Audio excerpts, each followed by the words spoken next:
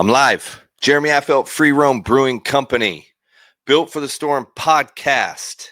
I'm back. I'm live. I'm going to start doing more. I've just got my studio set up. So as I look around, I got all these cameras everywhere. I'm trying to make sure I'm dialed into the right one, looking at the right one, etc. So I am testing it out. So we'll see how this goes. I tested it last week. It seemed like it was fine. I'm going to do it again. And I am way behind. I am way behind on podcasts right now. As it is. So I owe a lot of people some podcasts. So we're about to have extra guests on. I'll figure out a way to bring Contos on again, of course. But I'm going to start bringing more guests on. We're going to talk baseball. I'm going to bring some other guests on my other podcast, which is also called Built for the Storm. It'll be on more on life scenarios. So I am super excited to get this thing going again. So happy holidays to y'all. It's November. To me, it's Christmas. Once November hits, I decorate. My brewery's decorating Christmas festivities. I'm sure my staff thinks I'm weird because I had them all here decorating for the holidays. But I love the holidays. I love Thanksgiving. I love the hang time. I love Christmas. I know it's chaotic. Some people don't love Christmas or holidays because it's so chaotic, but I do. The brewery is very, very crazy this time of year. And the reason it's crazy is because everybody's getting together. They're talking. They're hanging out. Talking with friends and family, they're catching up. It's just a great time for me this time of year. So, and then Thanksgiving, my wife and I do not have our two others, Logan or Colt. We don't have our youngest sons. We have Walker. So Walker and I and my beautiful wife, Candace, we're going to be opening up the brewery. We're going to have Friendsgiving here. It's going to be a lot of fun. So we're preparing for that, but I do owe podcasts. So we're going to start doing those. Well, I'm going to talk Giants baseball. I want to talk about the offseason, obviously some of the new hires. It's going to be awesome. But first, I'm going to do a shameless plug. Y'all know Built for the Storm just came out, just launched. I'm super excited for this book. It's obviously the name of the podcast for a reason. Obviously, I want everybody to know that you are built for the storm. We are built for the storm. Businesses are built for the storm. We've got this. And in the book, I talk about my story. A lot of it has to do with some of the craziness that I went through about 5 years ago to the reason why Free Roam was built, the message behind it, the reason why we have hopheads. We got a hophead here. I'm even on my back wall here. We got a hophead. That is our logo. Obviously, it's on my shirt here on the book. We've got the Buffalo mentality on the book. So we are super excited for this book. I do talk about other things, not just my story from 5 years ago, but it is life. In looking back, in understanding what the Built for the Storm means, understanding what the Buffalo mentality is, what it's about. I get to talk about how, man, my whole life, I feel like I've been a Buffalo, and I did not realize what it was until about 5 years ago. And I started figuring it out, and I'm super excited to talk about it. I talk about some of the Game 7 stuff in the World Series in 2014, some of the scenarios that I went through. There is some fun stuff in there, but there is real life stuff, man. And I get raw, I get real, and I'm super excited for it. You can go to jeremyaffeldt.com, click on books, go to the book, Built for the Storm, and it sends you over to the link to buy the book. I sign every book. When it comes in, I personally sign. I mean, you'll see whenever an order comes in, this is what it looks like. I will personally sign that book. I personally sign everything on the book, and I sign it for you. We send it out to you. So I will sign every book that comes in. JeremyAffeldt.com. Go to the menu, click on books, buy the book, go to the website, buy it. We got T-shirts on there. We got obviously the book. We've got the T-shirt that says every storm runs out of rain, because I truly believe no matter what storm comes at you, no matter how harsh it is, you charge that storm. And the fun thing is you can turn around, you can watch that storm run out of rain, and there'll be sunlight and you'll bask in it. So we're super excited for this. And you are built for it. And I'm super excited to tell you that. I mean, I'm really wanting you to read it. It is on Audible. It is an Audible book. I actually read the book, so it comes directly from my mouth. And I wanted to do that because I feel like when a story of this magnitude comes out, and the truth, the truths that I want everybody to understand and to get from this book, I want you to hear it from me. So I took the time to read this book, and I'm super excited for it. So I'm pretty pumped about that. But let's talk Giants baseball. All right, Giants baseball. Let's talk about it. All right. We got a new manager, Vitello. I'm actually super excited for him, but I've got my doubts, right? No, I'm not going to do the whole Madden thing where where it's like it's super insulting, but good luck. No, that's not what it's all about. Everybody has doubts about managers. Everybody, when you bring them in, can they handle the culture? Can they get them on a winning track? Can they get the trust of the guys? How are they going to do it? There's always those things. Those are the same doubts. So the initial thought process for me was originally when I heard he was in the mix, I'm like, he might be in the mix, but I don't see necessarily the hiring of a really good manager at a really good level of college baseball coming in and managing a big league team. So when he got the job, my initial thoughts were not necessarily bad move. I don't think Buster, knowing him, I think he takes risks. I don't think he's afraid to take a risk. I think they're educated risks. I think they are calculated risks. I think that he thought about the risk. It's not like he hasn't thought about, oh my goodness, if I hire this manager, he's coming from college. That's a huge jump. He didn't even understand the minor leagues. He hasn't even gone through the minor league managing season. He only manages, 50, 60 games a year. How's he going to manage 162 games a year? You don't think he thought of all that? He thought all that.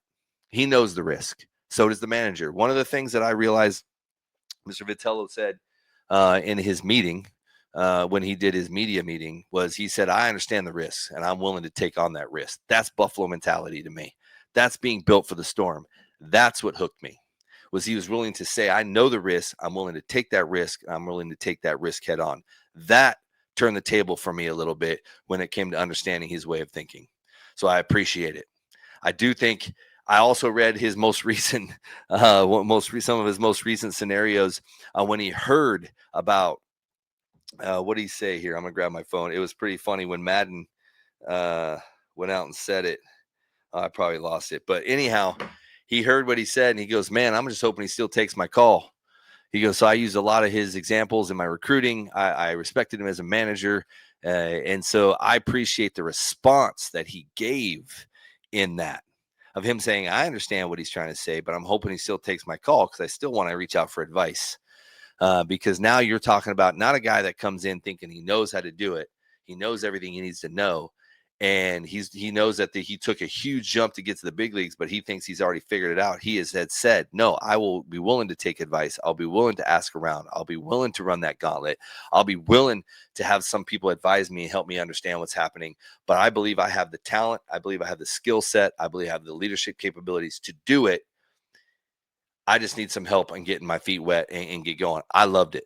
I loved his response on that. That bought me in a little bit more. Bochy living in Nashville, living in an area, mentoring him, that was a big pull. This guy coming in, because my biggest question, my biggest thought is, how do you handling a player that's, say, a junior in college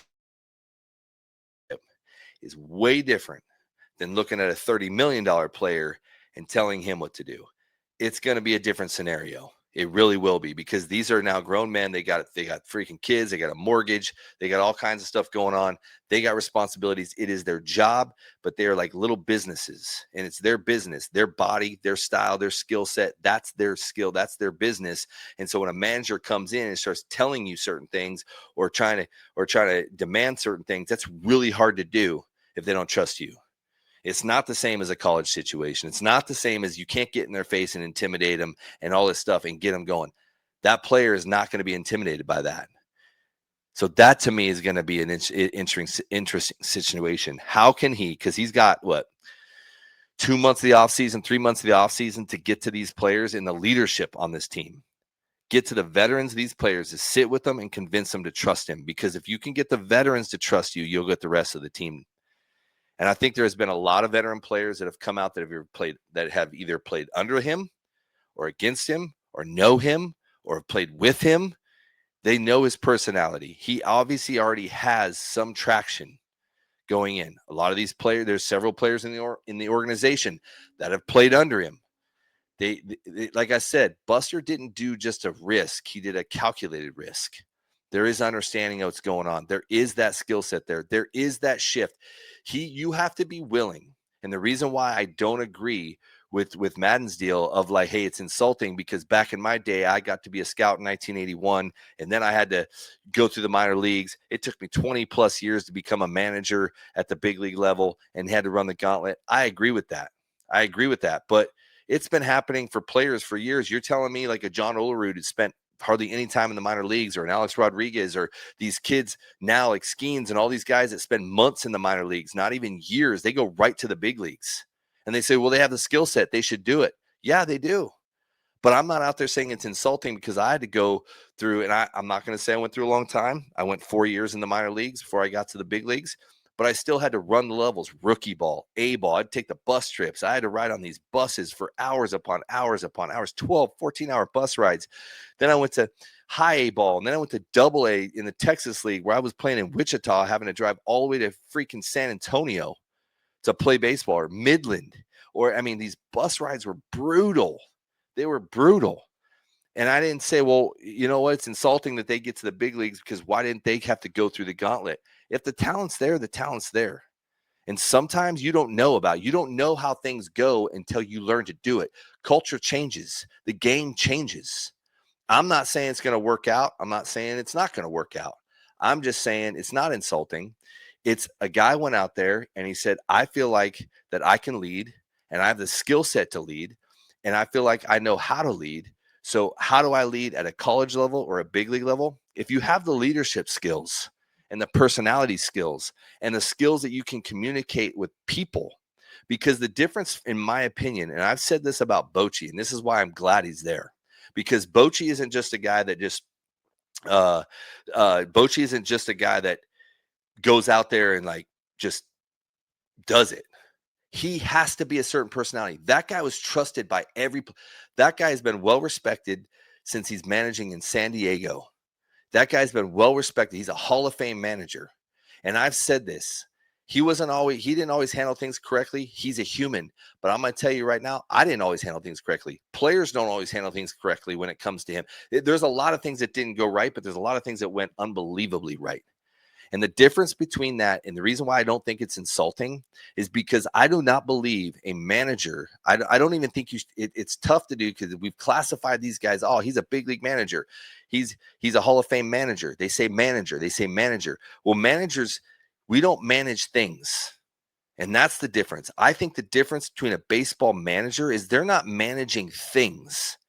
They're not looking at P&Ls. They're not looking at spreadsheets. They're not trying to figure out bottom line numbers. They manage people. And I don't think you manage people. I think you lead people. They're big league leaders. That's what they are. So if you have a leadership skill and you can lead men, that goes a long way for me. I understand that some of my fear is he's going from college to the big leagues. That is a big jump. And I understand where Madden's coming from when it comes to hasn't run the gauntlet. He hasn't gone through the stages. He hasn't understood it.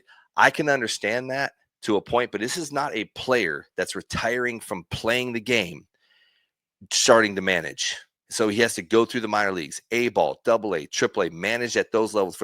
This guy has been a manager at the college level, and a very well-respected manager at the college level. Todd Helton, on the freaking Hall of Fame speech, called this guy out and said he's one of the best managers he's ever seen. That's a Hall of Famer back in a speech. He dropped that guy's name.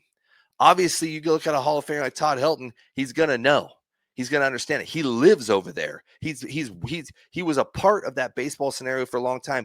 Playing when he was retired, he was a part of it after he retired. He has an understanding. So you name that guy in a Hall of Fame speech, and you're going to tell me that this guy doesn't know how to lead men? There's enough there. There is enough there that says he can lead men. So for me, it's just his style of leadership. How does he lead men? How is he going to lead men? But how is he going to lead them quickly? He does not have time. He doesn't have these guys under a scholarship where they have to be like, hey, man, you're on a scholarship. I can let you go if you don't respect me. He's got guys under contract that the only way they get let go is if they don't perform, or if they do something dumb and Buster signs off on it and says, we're releasing you. He doesn't have that power now. He's got his guys on his roster. He's got influence. He's got feedback. Guys are going to make the team. Some guys he has no say over. They are on the team. Figure out how to plug them in. How are you going to lead them? How are you going to get them get them to where they trust you?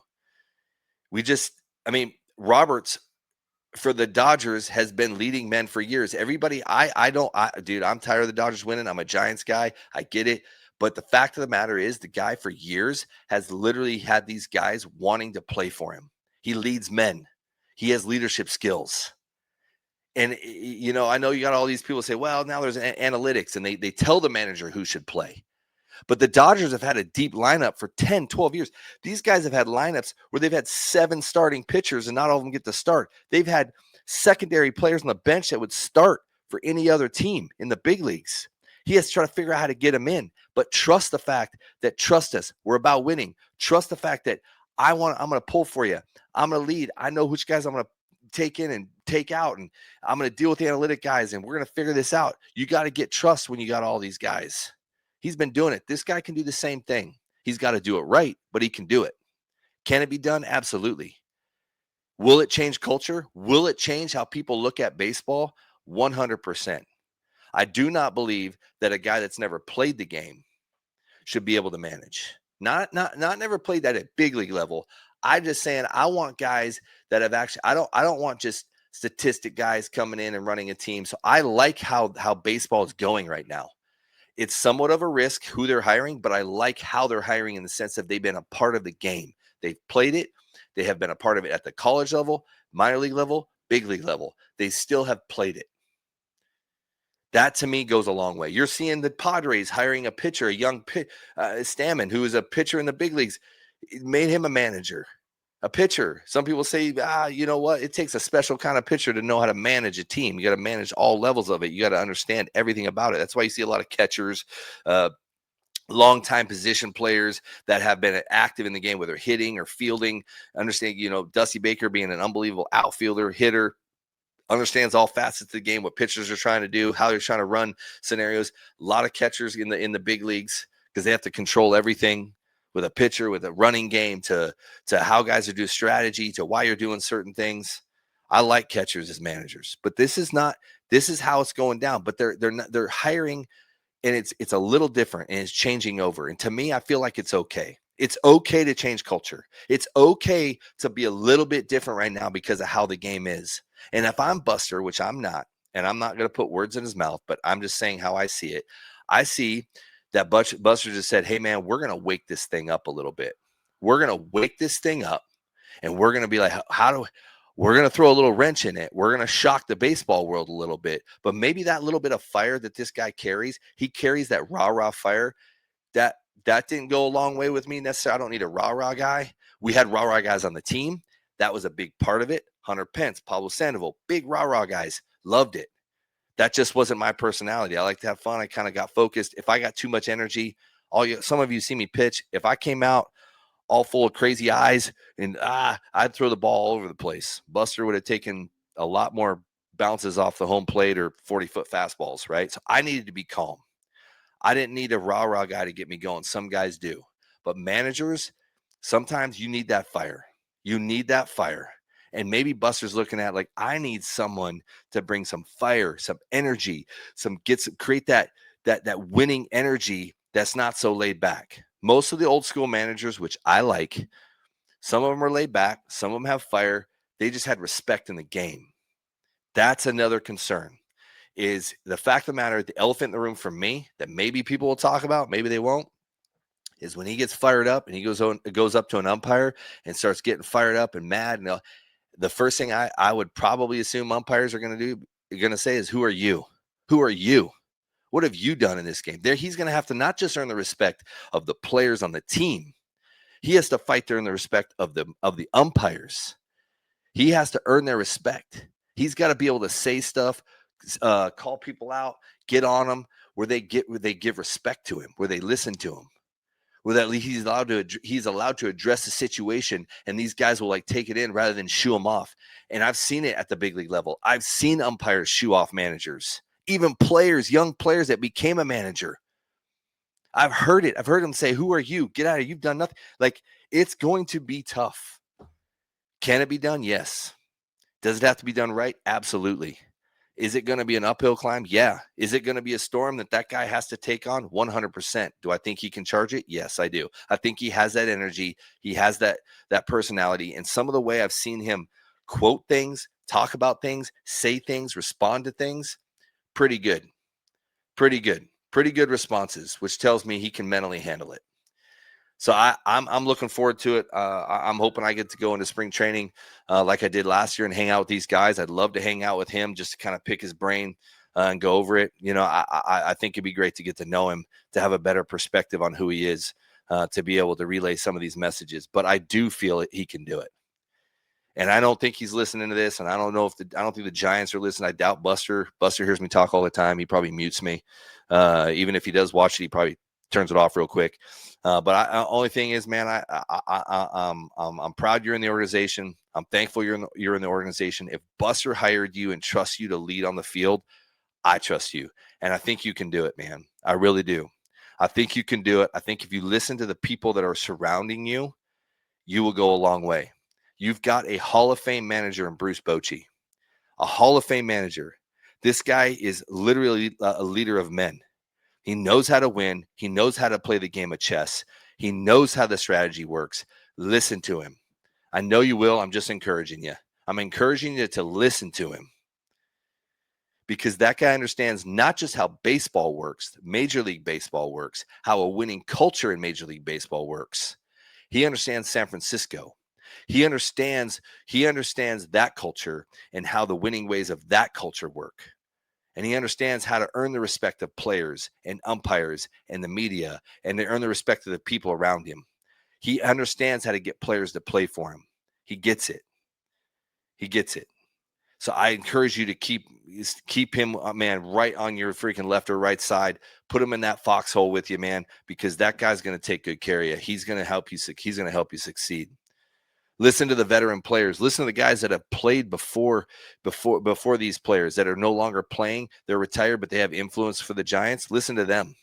Listen to the Will Clarks, man. Listen to those guys, because those guys are unbelievable. JT Snows, the guys that come in, they come around the players and they want to develop them. Listen to those guys that have played at that level in a Giants uniform, in a winning atmosphere, because that's going to be super important. Because I think you can gain the respect of all these players. I think they can follow your lead. I think they want to follow your lead. You just got to earn that respect, and I think you got it, man. I really do. You got with Bochy, I think it was a great deal. I'm glad Buster reached out to him. I'm glad Bochy decided to come back to that culture. We've missed him. I think you'll see some influence. I think I do think he's got a lot left, and he's got a lot of advice to give. So I'm super proud that Buster has brought him back. I think it's going to be a big deal for everybody in the front office, to the coaches, to the players, that whole culture all the way down. It is super awesome. Buster has done a really good job of returning some of that culture back to the team. He grew up in some of that stuff where we had Willie Mays and Willie McCovey, and we had Gaylord Perry. We had all these, Vita Blue, guys that would come and hang out with us in the clubhouse and tell stories. Buster was a part of that. Buster was a part when Will Clark and JT Snow and Jeff Kent would come in and help coach the guys on the team. And Rob Nen would come with the pitchers and come back and hang out. And he'd have all those guys. Richie Aurelia would come in. Like, all these guys would come in and hang out with us. So Buster knows what he's doing. He's bringing guys back. So bringing the Bochis back, bringing some of us players back. I think last year, Vogie, Javi, myself, Hunter, Pablo, Romo, those guys all came in and hung out. They all came in and hung out with the players, because it's super important. And we're not there to get a pat on the back, but we are there, and we're confidently there to say we know how to win. We've done it. And we didn't do it once. We didn't do it twice. We did it 3 times. And we know how to win, and we know what it needs to be done, and we know the grit that we got to come in, and we know the fire that we had to have, and we know the back down, the sense of like, no, we do not care who you are, we will beat you. That mentality is what you need. And so that culture, bringing these guys back, and we competed at different levels in that sense. We didn't all have the same personalities, but we still had fire, man. We still wanted to compete. We still wanted to win. And so he brought us all back in. So I'm so thankful he's done that. Javi Lopez just got hired, I believe, as an advisor for the Giants. Great move on Buster's part. That guy, we called him the professor. He was the guy that was like, he was always level. He was always low. He was like steady. He would go out there. He's clean cut, handle himself with professionalism, with class. Had some of the biggest outs in Giants history, and he did it well. to bring that guy back in to advise or hang with some of the players, man, that's super important, especially with the mental side of the game. He was very good with that. He was very good at understanding controllables versus uncontrollables. He was very good at routine. He was very good at just how to understand the game in big situations and to stay calm. He got all of it. So he's a brilliant move by Buster in that way, in that regards as well. I'm super proud of these moves, man. I really am. And I think that Buster is just trying to do what he can to bring a culture, a winning culture, and he's willing to shake it up, which I like. I like that about Buster. And he does it professionally. Who he's going to get in the offseason, I have no idea. I know they need I know they need one or two starting pitchers. I know they need a bullpen, and then I know they need some position players. They probably need they got some good core guys, but there are guys that need to happen. And I do truly believe that in the end, it will come down to a bullpen. If you watch the World Series this year, it comes down to the bullpen. It comes down to sealing up a game when it should be sealed up, making big pitches when you need to make the big pitch, not giving up the homer when you don't need to give up the homer, understanding how to do that. It comes down to that. Bullpens will save you. Getting a good solid bullpen. The Giants had a good one last year for most of the year. He's got some holes to fill. I think he needs a bona fide closer. I think he needs to go out and get a guy that is literally his job, and he does it well. And when he comes into the game, that's my guy, period.